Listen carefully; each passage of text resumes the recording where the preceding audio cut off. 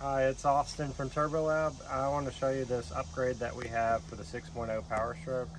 This is our Power Max upgrade. It's got a billet compressor wheel that's 63.5 millimeter by 88 millimeter. It allows you to replace your stock compressor housing and wheel and use this as an upgraded one. It's a little bit more compact, but also it's got more volume in the compressor housing. This is made to directly fit on your factory 6.0 Powerstroke turbo.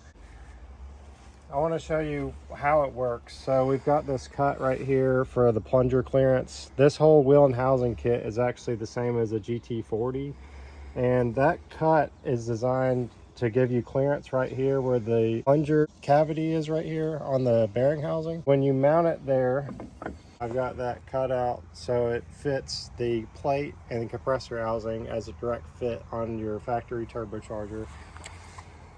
This one does have the bullet hole style anti-surge. It also has a 4-inch inlet. I recommend just go ahead and adding the rebuild kit. So I'll link to that in the description box.